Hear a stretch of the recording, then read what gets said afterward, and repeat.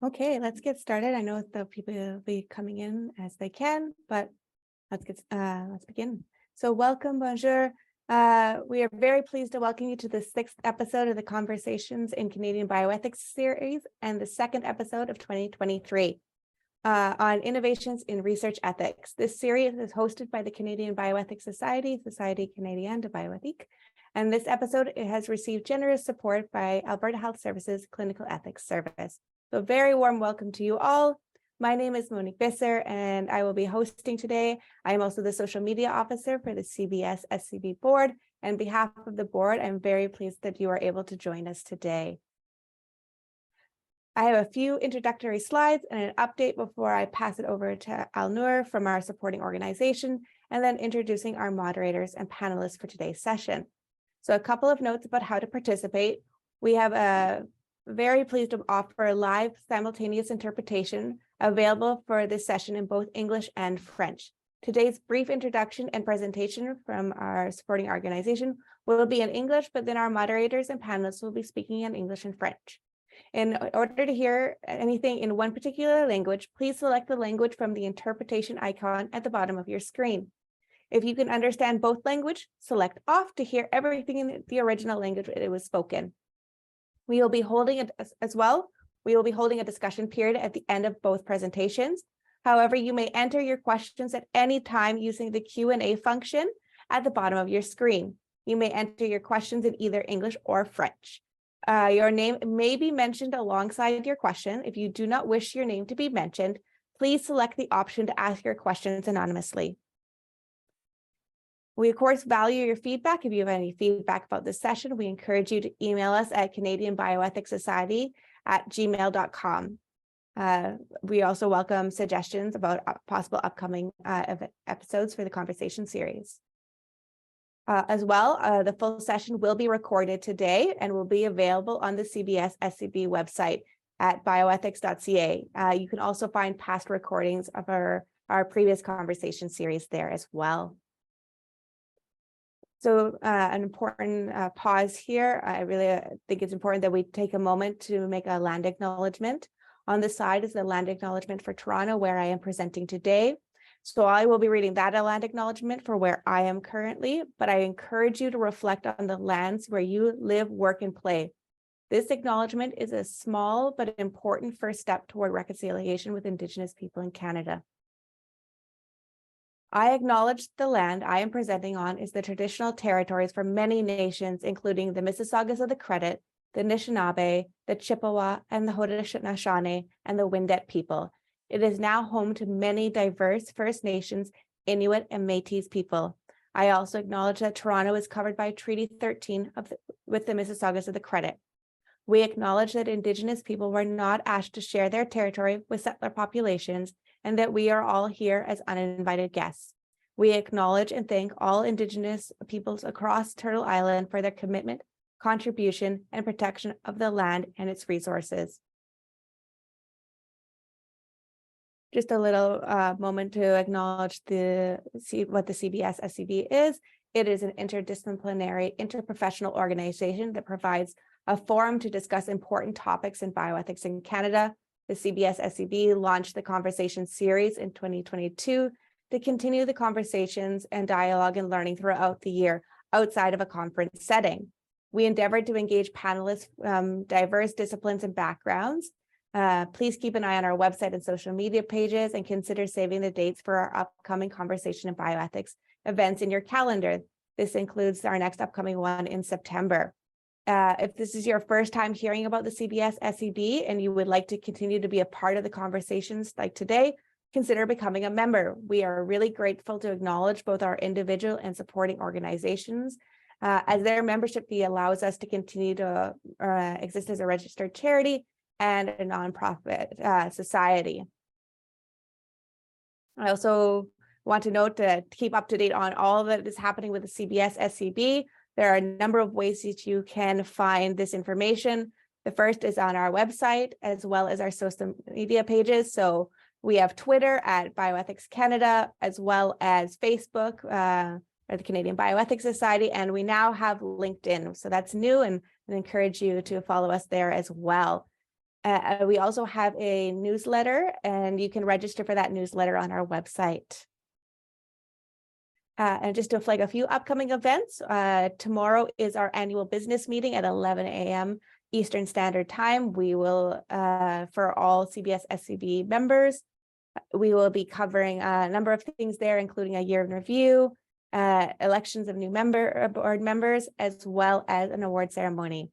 National Health Ethics Week is in November, and it'll come in no time, I'm sure. And of course, the continuing conversation series. With that, I would like to pass it over to our supporting organization for a few minutes at the beginning of our session today, which is Alberta Health Services Clinical Ethics Service. So I'll turn it over to Elnur for 5 minutes or so to give us an update about the supporting organization. Thanks, Monique. Appreciate it. And thanks for the opportunity to just speak briefly about the Clinical Ethics Service at Alberta Health Services. So my name is Elnur, and I'm just going to, Monique, should we advance the slide? You can absolutely advance the slide. Okay, great.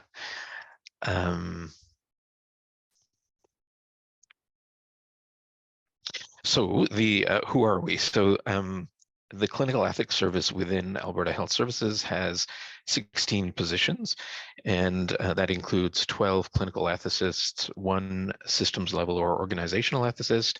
We have 2 administrative support personnel and an executive director. And we work on a provincial team-based model, which means that each clinical ethicist provides support to 1 or more different sites or programs. So a site might be an acute care hospital, or it could be a program like public health or continuing care. And so with all the various services that Alberta Health Services provides across the province, between the 16 of us, we provide coverage for all of them. And the provincial model allows us to provide support to each other, either when people are away or when we need extra support, when there's a surge in demand in one area, or for any other emergencies or particularities like the pandemic, and enables us to have that flexibility to adapt to the circumstances. So the work that we do falls generally into 3 buckets, which I think will be quite familiar to most working in the clinical ethics field. So the first is providing ethics consultation, and this is done through what we call guidance. So those might be one-on-one conversations. It might be through a facilitated conversation with a number of different healthcare providers or patients and family members, or through retrospective reviews and debriefs over particular incidents. And they might be either at the clinical individual level, or they could be at the organizational level. The second bucket is education, and these essentially are either in services that are provided upon request, or we also have a list of a number of presentations that we have done many of in the past that we provide. We also do particular lunch and learn sessions, which, as the name implies, are offered at around noon hour and are offered approximately once a month at from September to May of each year. And then we also have done spotlight sessions, and a spotlight session is essentially a particular education session on a topic that is in demand or there's a particular need for in the organization. These tend to be larger and they tend to be more interactive. So in the past year and a half, we've done sessions on moral distress and mandatory vaccination, which are 2 very hot topics that we've had a lot of discussion on. And then the third area or bucket is policy development and review. So we provide support to various working groups in the organization and also do a lot of review of individual policies. So in the past year, our team has reviewed approximately 30 policies within the organization.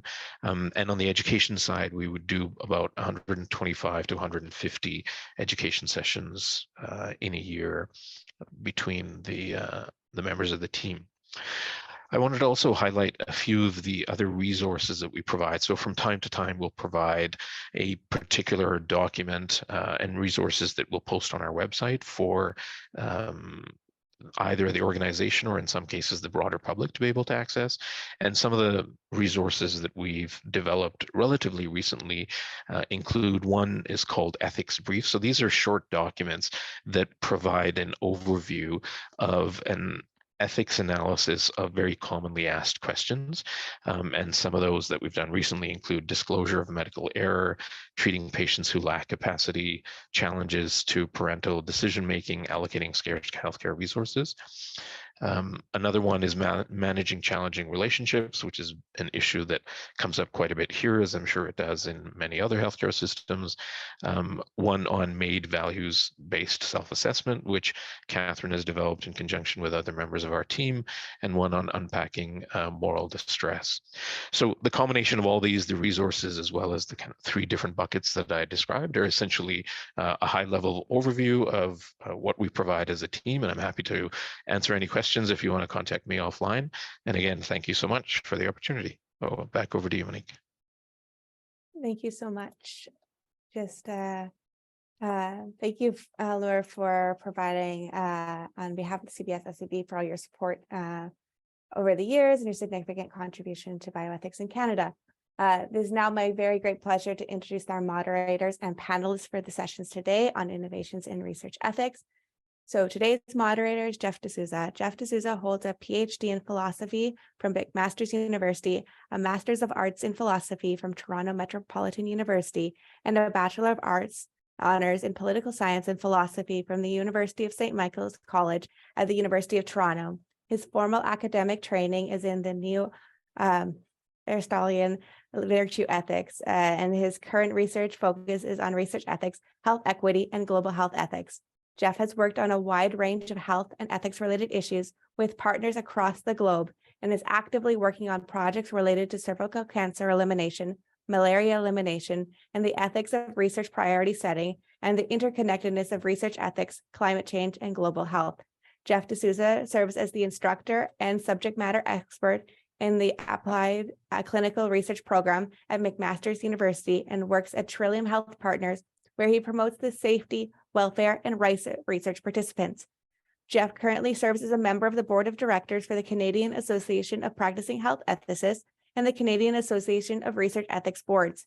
He also serves as a member of the Ethics Working Group at the Africa Vaccine Regulatory Forum, the World Health Organization Regional Office for Africa. Our panelists are Marianne Cloutier and Melissa McCradden. Marianne holds a PhD in art history and specializes in the question of the identity of bioart. Her main interests revolve around the use of living materials and biotechnologies in art, speculative biology, and the representations of body and motherhood, as well as the epistemology and methodologies of research creation.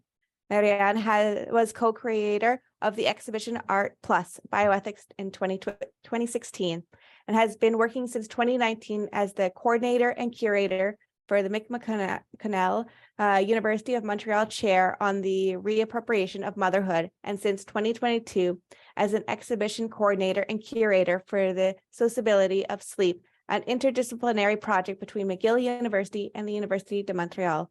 She is also a lecturer in the Department of Art History at the UQAM and is in the DESS in Arts, Creation, and Technologies at the University of Montreal, and an external consultant for the CSSDM. Melissa McCradden is a bioethicist with the Department of Bioethics at the Hospital for Sick Children, an associate scientist with Sick Kids Research Institute in Genetics and Genome Biology program, and the John Melinda Thomas Director of Artificial Intelligence in Medicine, AIM, where as an integration lead for AIM, she provides organizational guidance on responsible integration of clinical AI systems impacting patient care. She works on a number of external groups, including the World Health Organization's Clinical Evaluation Working Group, and on multiple reporting guideline consensus and working groups, including Consort AI, Spirit AI, Decide AI, and Quades AI. So I want to say thank you all for coming, and I will pass it over to Jeff and our speakers to begin today's session. Thanks, Monique. So it's my great pleasure to be the moderator for today's session and to share this virtual stage with our two esteemed guests, Melissa and Marianne, and to guide us through a discussion on innovations in research ethics. Before we begin, I'd like to share two brief introductory remarks before passing the virtual mic over to our guests. So first, Research ethics, as I understand it, is devoted to the systematic analysis of morally salient questions that arise when conducting research involving human participants, and tends to focus on protecting study participants and ensuring that research benefits society as a whole. Now, in familiar cases, such as, well, at least familiar to me, a phase 3 randomized control vaccine trial, it's very clear who the participants are, how we measure the direct effects of the intervention, and how we go about determining whether the trial is safe, ethical, and likely to benefit society. So for example, we can look at the participants to see whether and how the drug is working. We can look for side effects. We can follow the individual to determine the lasting protection offered by the vaccine. And we can determine whether the drug will improve health outcomes and benefit society. However, in novel situations involving artificial intelligence, say for example, if we're trying to embed machine learning into clinical care, it's less clear, I think, to most of us at least, how we go about determining who the participants are, whether the model/intervention is safe, ethical, and likely to improve health outcomes or benefit society as a whole. In this area, Melissa and her colleagues have made huge strides in helping us to determine when it is and is not ethically acceptable to implement machine learning into clinical care and the steps that we should take to minimize risks to both patients and participants. Second preliminary remark I would like to make is that we know that both the Tri-Council policy statement on the ethical conduct of research involving humans and the Tri-Agency framework on the responsible conduct of research were developed with particular types of research in mind, and that the current framing of these documents have had disproportionate effect on various researchers, scholars, and artists, both in terms of having clear action guidance on what is and is not acceptable in a given domain, but also in terms of significant delays. In the area of research creation, Marianne and her colleagues have done a remarkable job developing tools and an accompanying guide to strengthen our understanding of applying the responsible conduct of research framework principles to research creation and to promoting the ethical conduct of research creation that serves to benefit society as a whole. So before I pass the mic over to Melissa to get us started, I just want to announce one more, just give one reminder, which is to say, please do send us your questions for the speakers as they arise. And do note that we won't be reading the names of the individuals asking questions. And this is to sort of foster an open dialogue.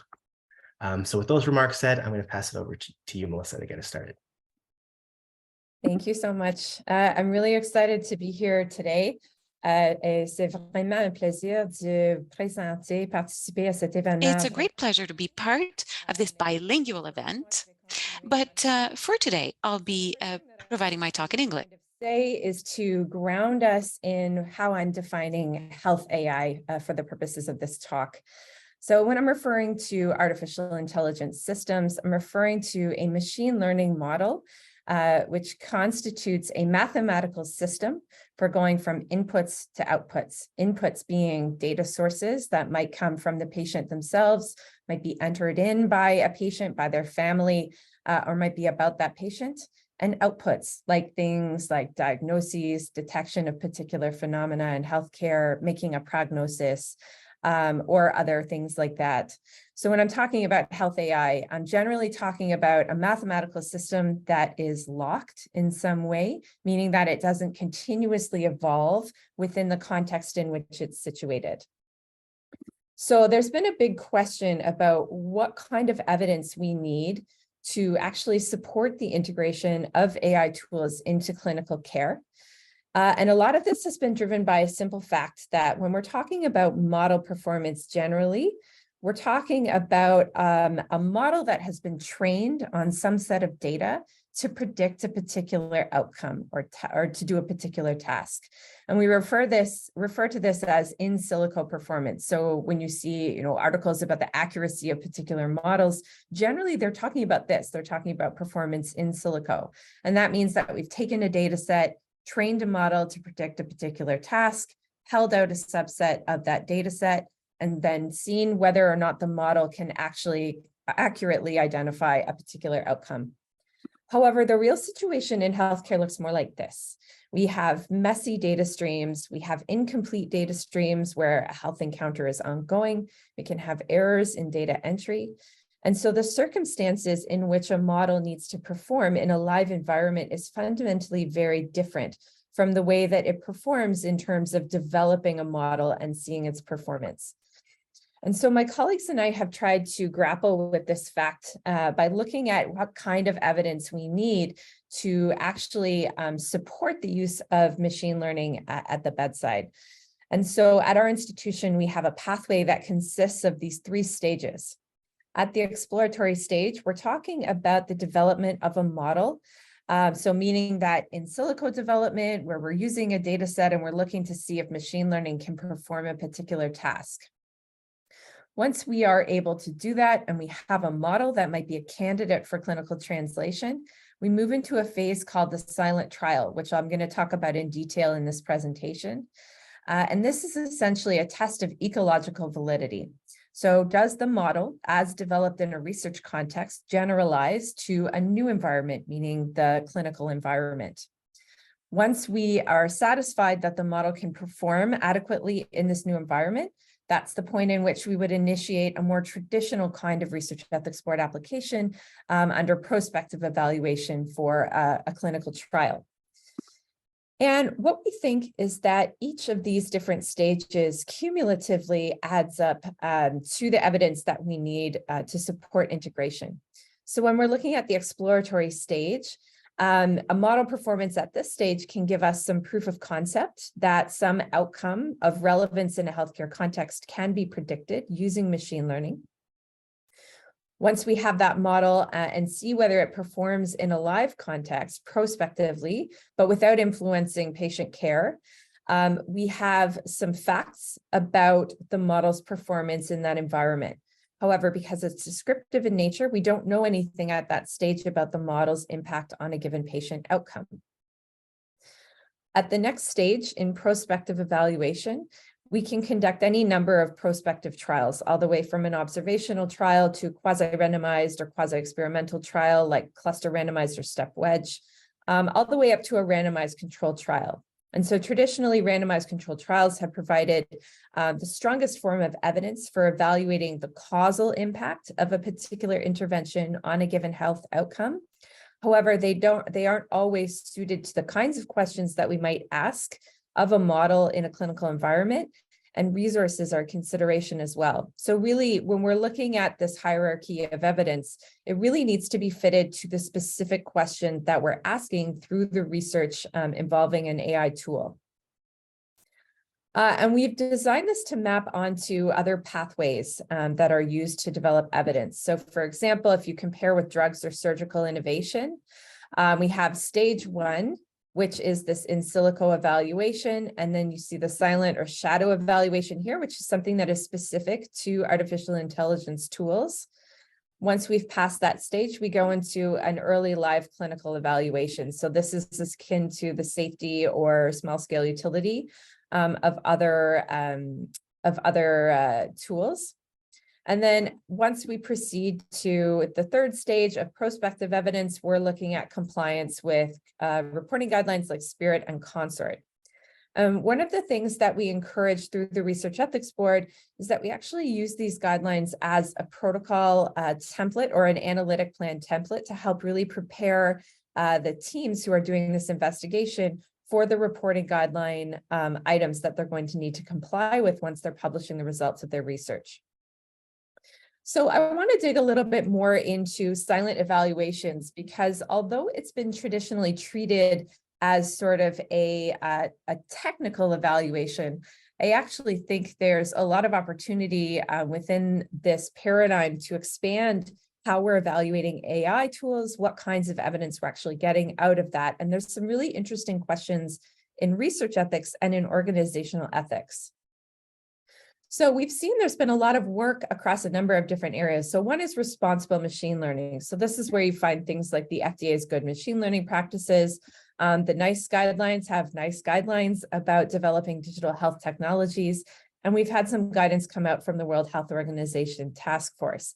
And so this stage is really about making a good model. What makes a good model?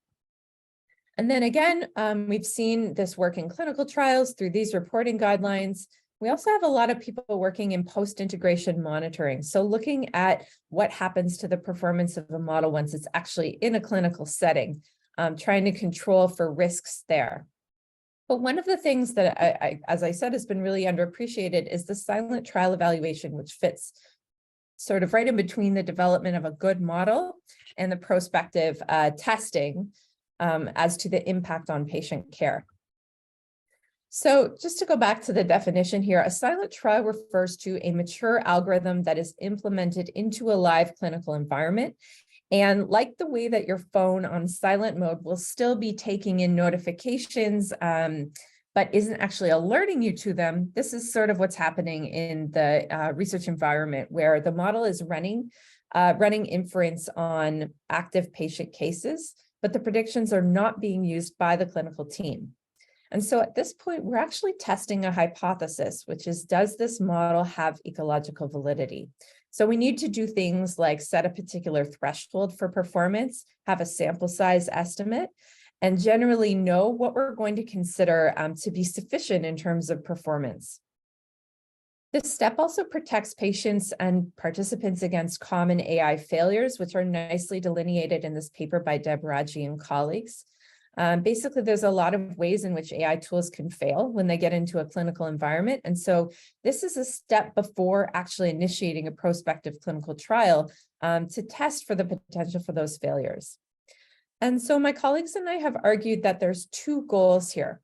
One is empirical, which is establishing reliable clinical performance characteristics, including a move away from overall accuracy to looking at subgroup-specific performance for things like fairness analyses. And from an ethical perspective, we think that this informs clinical equipoise. So clinical equipoise historically was a concept that was intended to help an individual clinician resolve competing duties. So as a clinician, you have an obligation to the care of your patient, providing them with the best care, evidence-based care. But we also have a duty to improve the scientific conduct of healthcare, to look at new innovations for testing what might be better than what we currently have. And similarly, healthcare institutions as a whole have a positive duty to use evidence to promote and protect patients' interest and well-being. And healthcare also continually looks to advance practice to try and improve itself. And so equipoise was proposed as a resolution for the state of this dissonance. So meaning that if the relevant community of experts holds genuine uncertainty about whether a proposed intervention might be better than the current standard, then they are justified in offering the patient/participant an opportunity to participate in this trial. So this has been conceptualized to promote the interests of patients and participants, so informed consent being the mechanism by which they could look at this situation and say, we know we have this option that's well supported by evidence. We're testing out a new option that may or may not be better, and it's up to the patient to choose whether or not they want to participate. The other thing that this has helped to do is help us have more precise design of a prospective trial based on this clinical data. So when we're doing a silent trial, it enables us to really break down the model performance. So does it work on all patients of different demographics? Does it work on patients with different clinical comorbidities? And it enables us to more precisely tailor the prospective clinical trial where we're actually testing impact based on that preclinical evidence. So again, helping to resolve the state of dissonance where we don't know, where we have a need to protect the patient's interests in a prospective clinical trial. It also allows for the opportunity for augmentative evaluations. And this is one of the things that I think is currently underappreciated if we're only thinking about a silent evaluation as a technical evaluation. So for instance, we've looked at patient, family, and community engagement in the implementation and design of prospective clinical testing with an eye to eventual integration. So thinking about what values patients have, how they would like to see the actual steps from receiving a model output to acting on that model output. We've also recognized the importance of human factors. So for clinicians who have a very heavy workload, who have multiple signals coming to them in a clinical environment, what is the optimal way to deliver those to the user What is a way that we can do so with respect to accessibility and inclusion considerations, recognizing that, for example, not all clinicians might be able to appreciate like red and blue signaling on the screen, the size of the text, as well as the use of potentially stigmatizing language in those interfaces. We also want to look at clinical utility, so actionability. So it can be the case that a model might predict something that is helpful and that is accurate, but it's not always something that a clinician can actually act upon. And so there have been a lot of kind of negative clinical trial results that have come out showing that there's no benefit from an AI tool. And one of the ways that has been proposed as a mechanism to deal with that is more precise tailoring of the conditions of prospective testing by looking to actionability. What can the clinician actually act upon? As I said, those visualizations and interface design are really important from an accessibility perspective. They're also important in terms of preventing automation bias. So there are certain ways of actually visualizing clinical predictions that can actually increase automation bias. And so it's important to test for those before we're moving into a place where we're actually using that model in a clinical setting. And it can also help us to identify education needs. So how much training does a clinician need to have in order to use a model appropriately? And so what I kind of propose here is that all of these components go into the ethics of the evidence that we're collecting for the use of an AI model, not just looking at, can we justify integration into a clinical setting, but what are all of the ways in which we can maximally promote the ethical conduct of a prospective clinical trial. And these are just a couple of examples of how we're trying to use this at SickKids. So one of them describes the use of a imaging-based application in a urology clinic. Another one looks at the intensive care environment. Both of these environments have very different needs, again, highlighting the importance of really tailoring the mechanisms of evidence collection to the specific clinical environment that we're looking at. And so some of the kind of questions that we look at in this field is what should the role of the silent trial be with respect to research ethics oversight? So as a member of the Research Ethics Board at SickKids, sitting on the AI specific panel, one of the things that we've sort of grappled with is how much we actually consider it mandatory for teams to conduct an on-site silent trial prior to initiating a clinical trial. So for example, if we had a model that's been developed elsewhere, it might have been, validated to some extent in a different clinical environment, which may or may not have been pediatric. So what does the Research Ethics Board need in order to assure itself that it is appropriately attending to the protection of research participants in that prospective trial? And then we've also thought about whether and how investigators should be required to report the results of that trial back to the REB before proceeding to clinical trial. So in some cases, REBs have approved, if you do this, then you may proceed with this. And so we've sort of thought about what would the role of the REB be with respect to actually reviewing that evidence as, for one example, as sort of a science component. So evaluating the science of the prospective trial, seeing whether the protocol is appropriately tailored based on the results of the silent trial. And then again, the other component being the protection of research participants in that last stage. So with that, I will say thank you to all of my collaborators. This has been really a team effort, and there's a lot of work in this space, and I continue to learn about this one. I'm very curious for your thoughts and questions. Et maintenant, je vais passer la parole à Marianne. And now over to Marianne. Thank you, Melissa. I'll try and share my screen. Thank you very much, Jeff, Monique as well.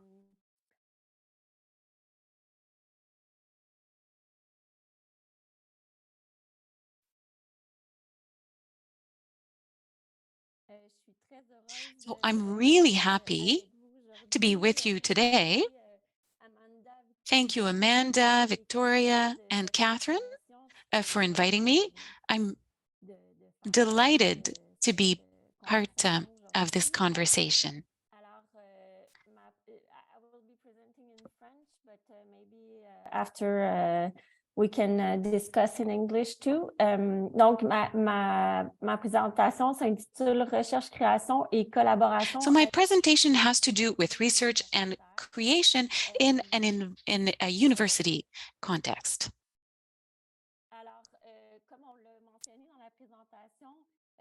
So as mentioned, my training is really in the arts,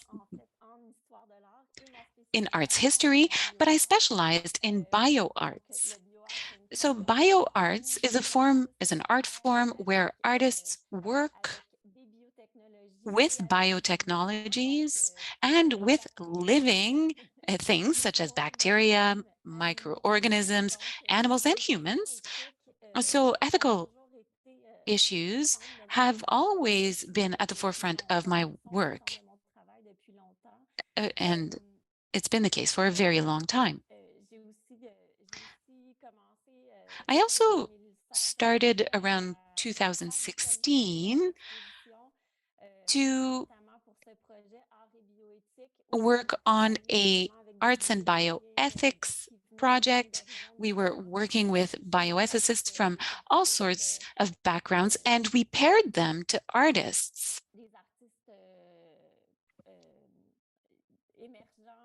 Emerging artists or artists that were more established, to try and create a dialogue between arts and bioethics. What I also do, I also teach research creation or curation. So I try and put together exhibits with my students at the University of Montreal, and I also work as an exhibit curator for two different projects. I'll be showing you exactly what creation and ethics have to do with one another. Perhaps it's not something you're familiar with, but essentially the first project we worked on was between the University of Montreal and McGill University, and it's under Professor Alana Thane and Alexandra Kaminska, who are leading the project. It's an interdisciplinary project, and it's around the idea of sleep.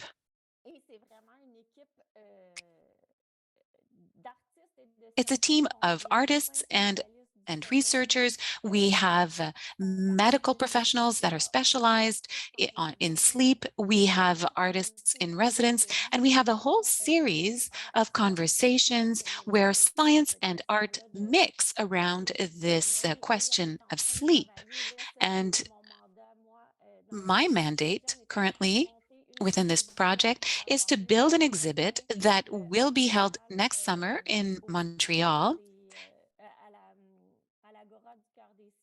at the University du Québec à Montréal, UQAM, with these artists in residence. And I also work for the McConnell Chair at the University of Research at the University of Montreal. And I'm going over this very quickly because I'll be introducing you to this a little bit later on in my talk.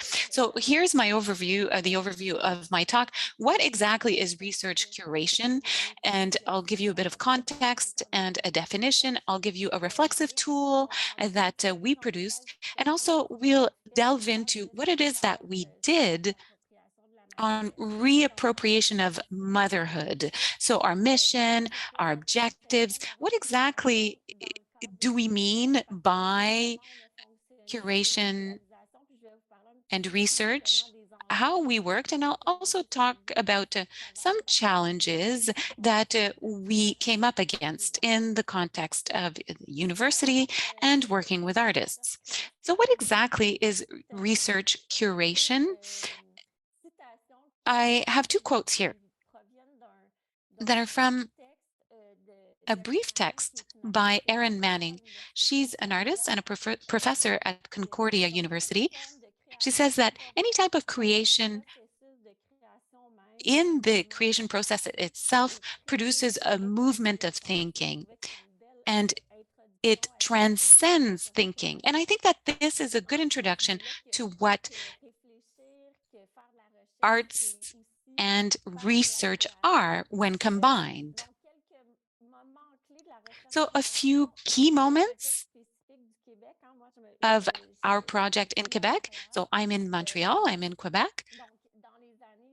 In the 1960s, an inquiry was conducted on the teaching of arts in Quebec, and it led to the RIU report. And following that,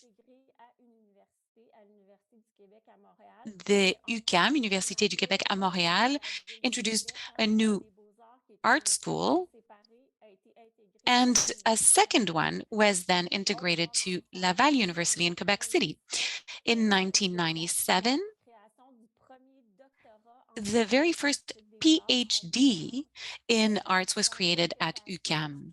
So what does that change? It means really that we find ourselves with artists that have their own ways of working, but in a university context. And so they have to meet the same standards as other professors. So that's one thing.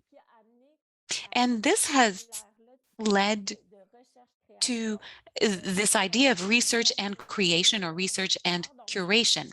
And I'll show you this a little bit further on in my talk.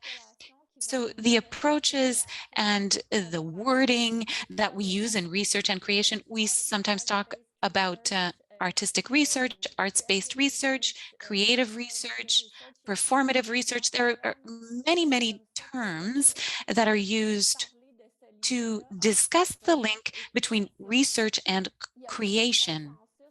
There's no consensus really in terms of the definitions. There are many definitions.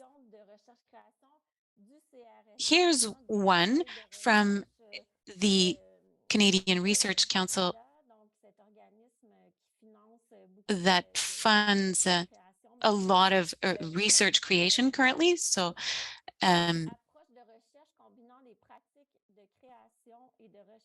they say that research and creation is an approach to research that combines creation practices in university settings by focusing on knowledge and innovation through arts, and by combining scientific analysis and experimentation. So I think what we need to focus on is the artistic expression, as well as the scientific analysis and experimentation. So this is what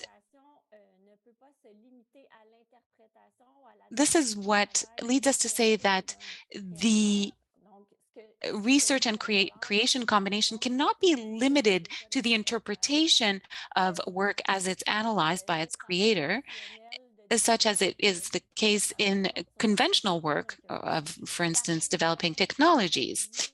Some of the fields that can be tied to research creation, and this is not an exhaustive list, is architecture, design, literary creation, visual arts, so painting, sculptures, etc., etc., performing arts, dance, music, theater, movies, video, interdisciplinary art, media arts, as well as new art forms. So what's really important to remember is that you can do creative research as an individual. So one person could be leading the project themselves, and generally, teams will also be involved. So there will be a blend between arts and science in many different fields. And what's important to remember as well is that at the end of the day, there's a continual exchange between research and creation. There's a constant form of exchange between theory and practice, research and creation. So it's a virtuous circle, if you will. So Louis-Claude Paquin and Cynthia Nouri produced this, and if you're interested, I would strongly encourage that you look at this representation of what we're trying to illustrate here. The ribbon is a full circle. La recherche-création, c'est un domaine hybride. So research creation is a hybrid and heterogeneous field that mixes knowledge, skills, and know-how that is specific to art, to sciences, whether fundamental, applied, or social sciences, to design and to technological development, and can thus take different forms. It's a practice which is open to plurality and that aims at transcending disciplines. I already said that with the example I provided with the Society of Sleep, that project where doctors work as a team with artists. And research creation also invites us to reflect on aesthetics as a collaborative production of knowledge. The idea being that the production of knowledge can also occur through artistic activity. One of the issues that we have with research creation in the academic world is that the various policies of responsible conduct in research are not always adapted to these practices. There may be a lack of understanding between the two worlds. Between 2016 and 2018, I participated in a project on these issues. It was a collaborative initiative between the FRQ, Fonds de Recherche du Québec, and the bioethicist Bryn William Jones, Philippe Gauthier, François-Joseph Lapointe, two other professors at the Université de Montréal, and our project was titled Responsible Conduct in Research Creation, Creative Tools to Meet the Challenges of an Evolving Practice. The project was really looking at responsible conduct in research, but in the context of research creation. We studied how to foster mutual awareness of these two worlds, research creation and responsible conduct, and how to facilitate dialogue between the two communities. And we also studied how to equip people who carry out research creation and those responsible for accompanying and evaluating those projects, people from the ethics boards and in charge of responsible conduct and research, when they are evaluating the responsible conduct of research creation research projects. And so we came up with this bilingual tool, which is open access. You can access it quite easily online, both in English here and French. It's a responsible conduct in research creation coaching kit. And so it's a synthesis of responsible conduct issues in research creation and suggested reflection tools. This is a guide with all sorts of documents and quite useful tools. There's a checklist with practical questions and considerations for research creators to facilitate responsible conduct. There's synthesis of various institutional recommendations. We also created case studies. We had a lot of fun, in fact, in coming up with these theoretical case studies to illustrate what the worst problems may be. For instance, we thought, okay, what do you do with authorship, for instance? In scientific articles and studies, the issues are completely different. In visual arts, artists, you have maybe one author in a scientific article. You can have 15 co-authors, whereas in the humanities, it's very rare. Generally, there's one or two people at most. So all these cultures mix and produce all these really fascinating questions. So authorship is just one question among so many others. What do you do, for instance, with the scientists who came up with ideas for a research creation project? Should they become a co-artist? Should they also be signing the final work? All these wonderful questions that we did explore. And we even included a podcast on conflicts of interest and conflicts of engagements encountered by research creators in academic settings. We carried out interviews, we did a literature review. It's quite wonderful. So I do invite you to look at that tool if you have any questions. Now, I wanted to delve into one example of a research creation project. The McConnell Chair, University of Montreal, in research creation on the co-appropriation of maternity. The mission and goals of the chair is artists and researchers interested in the issue of reappropriating motherhood, the contemporary problem of obstetrical violence in a more general context of violence against women, and also interested in those medical and ethical issues related to women's reproduction and motherhood, including also the stages of reproduction, pregnancy, childbirth, and breastfeeding. Through the project, we wanted to create a link with the public and with various perinatal care providers. How? Well, through artist residencies, exhibitions, and what we called interdisciplinary research creation meetings, events where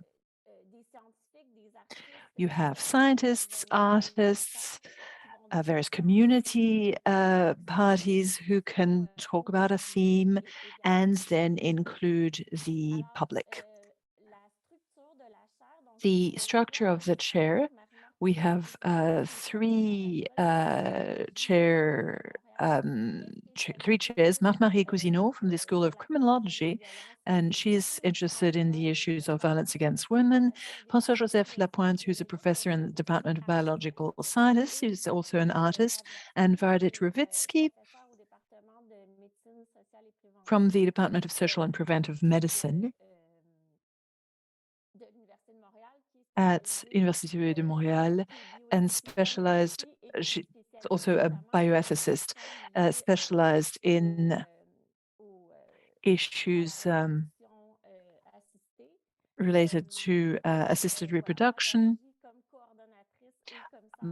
I'm the coordinator and curator of the exhibition, and then we have our scientific committee, which is quite interdisciplinary itself. You'll see it. There's a Dr. Antoine Payot, Raymond Gagnon, who's a professor at the Department of Midwifery at UQTR, Sylvie Lévesque from sexology, Monique Régin-Balzeper, who's an artist and professor at the School of Visual Arts, Myriam Barriot-Fortin, who's our collaborator at the Montreal Art Gallery, and we have representation from the vice deans.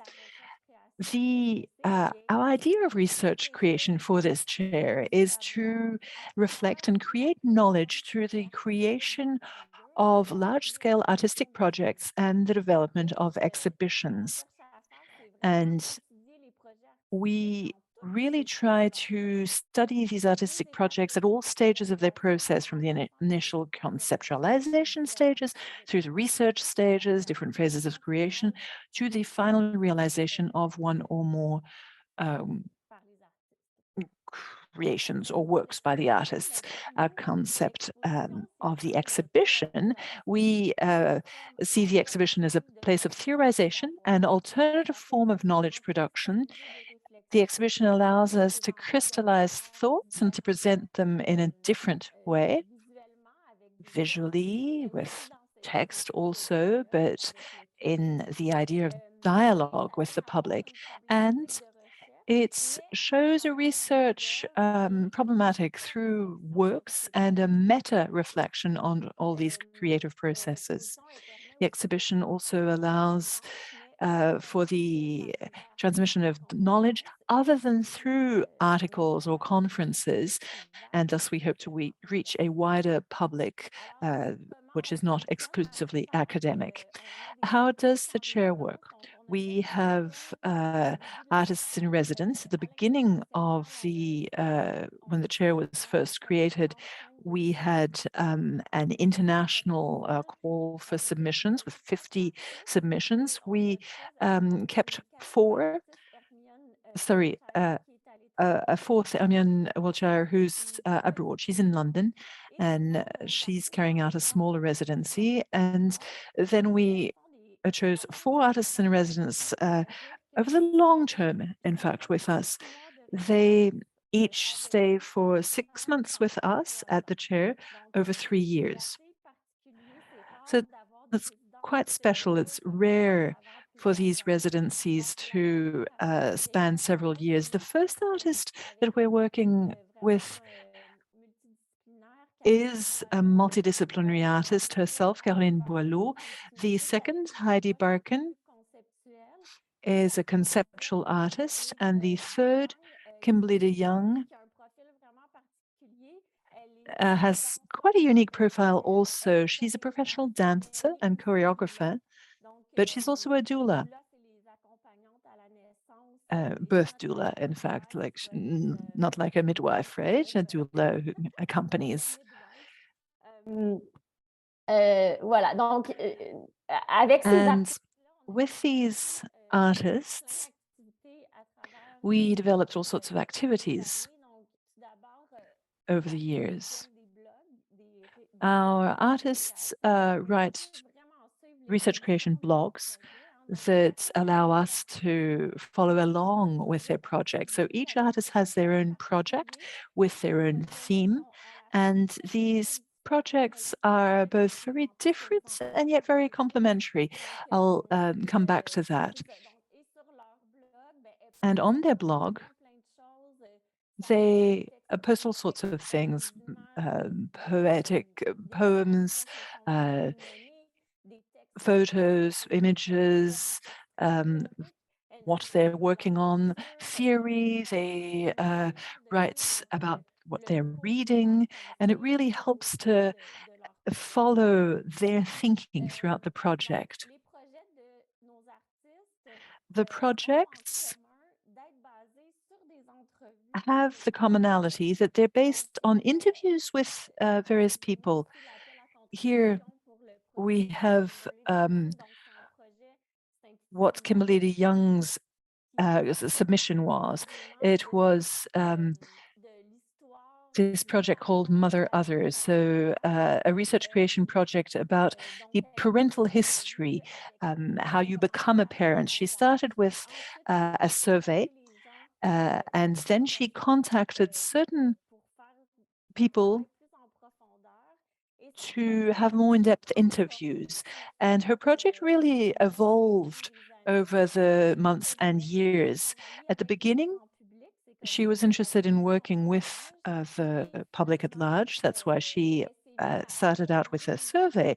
And she then moved on to interviewing her dancer colleagues, those who had answered the survey, about their experiences when they first became parents, how they experienced childbirth. There were issues of obstetrical violence also, but there was also a male dancer, a gay male dancer, who spoke about all the hurdles that he had to overcome in becoming a parent.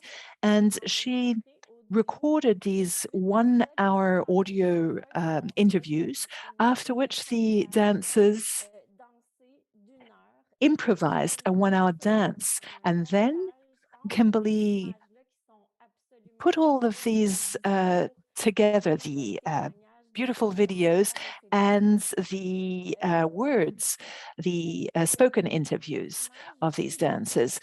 There's some nudity because it was very important for Kimberly to show these people's bodies, especially the bodies of women who have given birth, And these bodies, after all, are their tools, their professional tools if you're a dancer, and yet they have been transformed through childbirth. And then she also films pictures with her dancer after her, giving birth.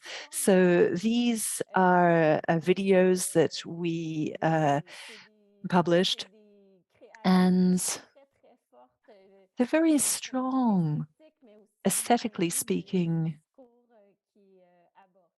and from the themes explored. Heidi Barkan's project is one that focuses on the issue of medically assisted procreation and abuse in those cases. So she also carried out interviews, is still doing so, in fact, with people who have experienced medically assisted procreation and were victims of abuse. For instance, were really pressured to continue in their fertility journey. These are all sorts of issues that she wanted to explore, and she's also interested in not only in people who have gone through this journey, but also she's interested in the staff of fertility clinics, the doctors and nurses who accompany the families in order to explore all the facets of the theme. And this is a work that is part of her corpus that she developed after these interviews. This was an online exhibition last year called Witnesses. And this is something that's very conceptual also. It starts with all these acronyms that you either see in the area or that are completely invented, made up. And there you realize that there's a list, this list of words, and then you have the list of witnesses, people who went through assisted reproduction. Alexandra, 40 years old, all sorts of details, what email she received, how long the interview lasted, and then you have all these details that crop up about their journey. Did she get pregnant? Yes, twice, but she never gave birth. So here you have these very personal stories that appear behind this this quite factual data, and you understand how heavy the processes and the journeys can be and feel. And here you have a screenshot of the online exhibition. You see images of the objects that these people used and that they sent by mail to Heidi as a witness to their journey, ovulation tests, knitted socks for their newborns that were never used because they never did give birth. So this work, which may seem very cold at first, is in fact very sensitive to all the lived experiences. I'm not quite sure how much time I have left. If I did want to. if you could take maybe another minute or two, I'm not sure if that's possible. Yes. OK, sorry, I didn't check my No. time. No worries. OK, je voulais vous parler aussi un peu. I did want to speak to you about the question of ethical requests. Les demandes éthiques, ben, vous voyez que the ethical requests or demands in this chair, it's not obvious because there were various interviews carried out with all these people. I spoke to you about the other projects that I've been working on, the ability of sleep. It's different here because at first, there was a lack of understanding of the scope of the project. So the Arts and Humanities Research Ethics Board that we are dealing with on this project had some concern at first as to the role of artists in the project. They didn't quite understand how our artists, what their role would be in the project. But once they understood that the artists were not the topics of research, but in fact, they were collaborators in a way, even though they don't have any official status at the university. They were okay. But within the maternity chair, as you saw, we carried out interviews with the people on quite sensitive topics, and we were working with the Health Research Committee as well. This was the first time that these artists were confronted with this, in having to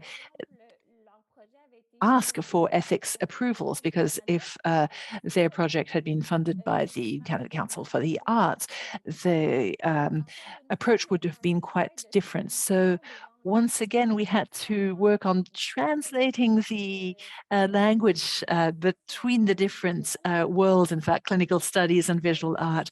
And there were many questions raised about participant recruitment, archiving information, what to do with it, the question of anonymity, and the issue of data retention. And so we realized that we needed to adapt these forms to the specific world of research creation. I'll end here on this, but here you see Caroline Boileau's project, these languages that women speak. So she carries out interviews, and while she's interviewing her subjects, she doodles and takes notes, and it's the interview notes which is the final research result, and it's a work of art. So there's no description, in fact, of this, because it's part of her project, her creative project as such. So this is why I'm saying that these ethics forms have to be adapted when speaking of research creation, because this data cannot be treated or processed and managed in the same way as traditional research data would be. I'll finish here on a few images from a few exhibitions that we organized in the Science Library, the nursing science and health science libraries at the Université de Montréal. And I'll stop there. Hope I haven't spoken for too long. Thank you. Thank you so much, Marianne and Melissa, for two very insightful and almost the contrast between the two types of work. It's just spectacular. I think so often when we think of research ethics, we just think of the biomedical clinical trial, and there's all this interesting research and creativity and innovation taking place. And it's so nice for both of you to sort of showcase your work. We have received tons of questions, which is great. Please do note that you may ask a question in French or English, and we have translators to help. So maybe I'll kick off with one of the first question to Melissa, if I may. So Melissa, I believe you were, you kind of posed the question, should it be a requirement to conduct a silent trial before moving to sort of the next phase? And I was wondering if you'd be able to speak to just maybe share some insights into that. Like for me, it's kind of seems like a no-brainer that we want to go ahead and conduct that silent trial if we're able to analyze the data to make sure that certain demographic populations or certain subgroups aren't negatively affected as a result. And it seems like there'd be no other way to kind of catch that. Because if you have, skewed data going in where the algorithm's learning on, and then you have like the real setting, we know that there's lots of inequities in healthcare. It might not pick up unless you're doing that sort of analysis. So to me, it just seems intuitive. So I was wondering, I wanted to hear more about your thoughts on that question. Yeah, I would say, so my perspective is that I totally agree. And I especially think that at this early stage, where we're just starting to understand, what are the best evidence collection practices, my position generally is for any algorithm that impacts patient care, that it should be required that there is a silent trial on site. And I think that when I think about the reasons why this maybe hasn't been done is because we have a lot of assumptions and beliefs about artificial intelligence that are not always connected with the actual results of the application of those systems in a live environment. So we hear a lot about the accuracy, but again, usually it's not in the same context that we're talking about actually applying it. So for me, I think it's an issue for organizational ethics as well. If you're thinking about procuring an algorithm from an outside source and you hear that, well, it did really well at this other site, you still want to make sure that it's going to work at your site with your inputs, your data, and things like that. And so I think a lot more people are kind of coming to that table, which again, albeit is sort of somewhat restricted. And part of the reason that people have said, well, we can just go straight to silent trials, they've relied on the informed consent piece as a mechanism for saying, well, maybe it works, maybe it doesn't. But my sort of thought on this is that we can't rely wholly on informed consent. We have additional responsibilities to those prospective participants to maximize well-being, to minimize risks as much as possible. And the silent trial is a way that we can do that. Thank you for that. Yeah, the notion of informed consent, I think sometimes is used almost as like a crutch to sort of, help balance other ethical considerations, when in reality, the idea is that we kind of need both. And so, yeah, I totally 100% agree. Okay, so let's press on. So the next question, Marianne, it reads, I'm curious to hear more about the epistemologies and equities of sleep. How do these concepts relate to sleep, or how does sleep allow us to analyze questions of equity? And thank you so much. And Should you I answer in French or answer English. It's totally up to you. Je pense que c'est des questions qui sont I très think that these are very complex issues. As to the question of equity, oh, I'd really love for the professors who are carrying out this project to be here. There's all sorts of questions, really interesting questions. It's not true that that everyone has the same relationship to sleep. Some people suffer from diseases that affect their sleep. There are also sleep disorders that can have an impact on our relationship to daily life, to the world, all sorts of issues. And these are not issues that I work on directly with our artists, but there's the question maybe of sleeping in a public space, or accessing sleep in public spaces. There's women groups who have carried out interventions where they go and sleep in public places to deal with the question of safety, women's safety in public places. I'm going a little far here, but I do invite you to go to Sociability of Sleep's website. There's a whole series of conferences on sleep, which are really interested, with researchers from all disciplines. So I do invite you to go to that website and read about these sleep salons. They talk about all that in very detailed ways. Thank you, Marianne. Okay, let's press on here. So this question is for both of you. Melissa and Marianne, both of you spoke about ways of knowing or learning. Melissa through machines, Marianne through bodies and art. Could you both please speak some more about the contrast in these quite different ways of learning or conveying information? I'm not sure. I'll let you decide who goes first. I'm not sure about the question. Would you like me to read it Yes, again? can you read it again? Yeah. So both panelists spoke about ways of knowing or learning, Melissa through machines and Marianne through bodies and art. Could you both please speak some more about the contrast in these quite different ways of learning or conveying information? And so if you don't want to speak to the contrast, maybe the contrast will evolve if you both sort of speak to kind of your own domains. Melissa, are you ready to answer? Yeah, I was thinking the contrast, I think that really stood out for me, Marianne, when I was hearing you speak, was about different, like the knowledge held by different participants and parties kind of coming together and forming a new product. And so one of the distinctions that I was thinking in my mind is that machine learning, like in our context, machine learning, there's different perspectives on this, but my perspective is that machine learning is not a knowledge holder.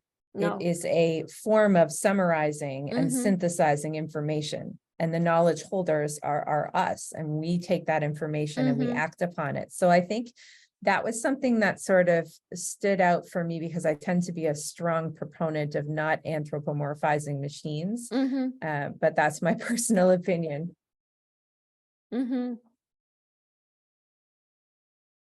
But I also think that it's not that much about, yes, we produce knowledge, but like, for example, in the, I'm sorry, there's so much noise. There's work in the apartment next to mine and it's terrible. It's just started back. I think it's also about a way to make people, I think that research creation in the context of the chair is also about having people being interested in problematics that are maybe a bit invisible or après, je pense que I also think that we do produce knowledge, but with different sensitivities. New knowledge, it's also a bit like you said, Melissa, about producing knowledge, but in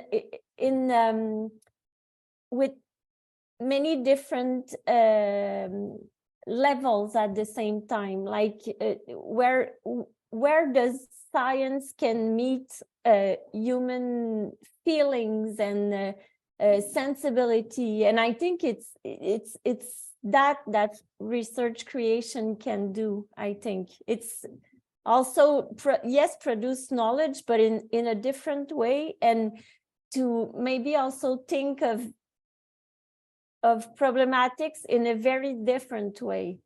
Maybe, I don't know, my answer is maybe not very clear, but No, I think that makes sense. And so one contrast I perhaps picked up on, hopefully didn't read into, is Melissa, when you were talking about knowledge, it was more sort of like there's this like pyramid of evidence, and certain types of evidence, for example, observational, perhaps had less of a claim to the truth. Whereas Marianne, when you were talking about knowledge and understanding, it seemed to be less hierarchical. Does that sound correct? Yes. Yeah. Tout à fait. C'est pas l'idée, c'est pas. Yes, indeed. The idea is not it's rather to share knowledge for us. Yes, I don't think that we are in that, and quite the opposite. In fact, there are hierarchies, because I spoke of the idea of trying to create links, and within our motherhood project, this is something that we wanted to do, to have a dialogue with OBGYN doctors and midwives who deliver babies, to have their point of view on obstetrical violence. Why should we only hear the women's voices of those who are victims of obstetrical violence and who are speaking out against it? Yes, obviously we want to share their perception, their experience of that violence, but we also wanted to have the perspective of the doctors, because it's all sorts of factors that come in, time, economy, all these things come together and mix. It's not only training doctors, there's all sorts of factors that may lead to obstetrical violence, for instance. And we really wanted to have this multidisciplinary discussion with all sorts of perspectives. And at the end, we realized how difficult it was to reach out to those people. That was quite a challenge, the major challenge, in fact, for us within the chair. Our project's coming to an end, in fact, and we never really came to that perspective of the scientific perspective. From time to time, a little bit, but not as much as we would have liked to. Because I was just actually reflecting as you were saying, you know, my advocacy of the evidence hierarchy. And so immediately kind of I'm calling to mind the critiques of evidence-based medicine and how, you know, certain ways of knowing are considered superior. And so I would say that the application in this context, for me at least, has been kind of a direct pushback against some of the prevailing norms that I think are less so now, but, you know, more a few years ago, that, you know, the accuracy of these algorithms was sufficient to warrant integration. And so, you know, I think that's kind of forced us to get a little bit more specific about what kind of evidence you're generating, why, and what that actually means. And then, because it's also, my own work has also kind of looked at, well, it's also important that we don't, you know, fall prey to the historical complaints about evidence-based medicine and say, you know, clinical evidence is the most important, i.e. more important than like patient values or patient testimony. So I think it's also, so anyway, just a sort of a reflection as I was hearing from you. Totally. Okay, so we have about maybe just a few minutes left, so I'm going to ask you both to be brief if possible so we can get through a few more questions. Melissa, one more to you. So AI, machine learning, and climate change. How do those three kind of play together? What's the carbon footprint of conducting some of this type of research? And how do we justify that? And then also kind of to add the sort of sub-question there is, are a lot of the questions, research questions in this space kind of geared more towards sort of cost effectiveness, cost savings, or is it more so really about, you know, improving health outcomes?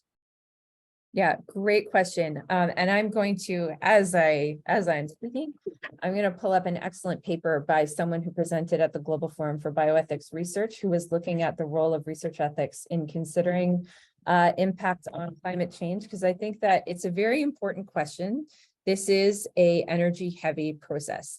And so I think that the way in which we've traditionally thought about research waste can and should apply here, whereby we start to get a little bit more constrained in terms of what research we allow, because right now it's you know, there's a lot going on, maybe not all that has social or scientific value. So I think it's important we look a little bit more closely at that. And so I'm encouraged by people looking more at health outcomes rather than specifically the cost savings, because while there is some work in that space, we need to be thinking about, you know, how much of a benefit justifies the large amount of energy expenditure that we'd be looking at through the use of a machine learning system. Perfect, thank you. Okay, time for one more question, I hope. So this question's for you, Marianne. Could you please comment on how data generated from art creation is managed and how this does or does not align with standard requirements in research ethics?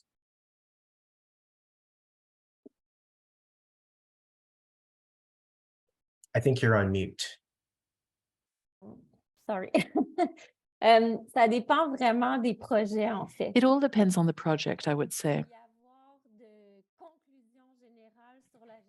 You can't come to any general conclusions on data management or retention in these artistic projects. It's on a case-by-case basis always. And what is also complicated with this question, I gave an example with this artist whose research notes what is said to her in interviews cannot be deleted because they are the works of art. Her notes, her handwritten notes, there's a part of what has been said to her that is included in her works of art and therefore cannot be destroyed. Then it's also complicated because an artistic project is not just like a research project. An artistic project may completely change during the course of being created. You may not always be able to plan ahead when you do the data, the ethics request or submission, how the data will be used. But artists are normally people who work in it's not because they don't work in an academic setting normally that they don't have an ethical professional conduct. And I would say in a university setting, when we decide we're going to be working with artists, we have to trust the way that they're going to manage their data. It's true that there are cases where there are projects where the data is collected and used in an anonymous way to inspire the artist and then are deleted or destroyed at the end of the project. In other cases, the people who are interviewed may accept for their data not to be anonymous, for their photos to be used in the work of art and their words. And let's hope that it's always done in a respectful way. It's a whole question of balancing the pros and cons. Obviously, the use of data is completely different.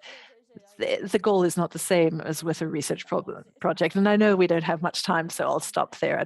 I hope I did answer the question. Thank you. Yes, definitely. So just a huge thank you both, Melissa and Marianne, for your contributions, for sharing your insights, for sharing your important work with all of us here today. Can't thank you enough. To those questions that we haven't gotten to today, we will share them with the speakers. So know that they will have been received. And I'm going to pass it over to Monique to wrap us up here. Yes, thank you so much. I'm so sorry to see the session come to an end. There's so much great learning happening. I do want to thank our moderator, Jeff, and our speakers, Melissa and Marianne, for such an engaging session. And on behalf of the workshop series working group and the CBS board as a whole, it was a pleasure to have you here today. For those of us joining from the workshop and community forum, we've got about the next 30 minutes or so to rest before you come back for another round of workshops. So I'll give everyone a chance to step away and have a wonderful rest of your day. Thanks a lot. Thank you, merci. Merci. Thank you, everyone.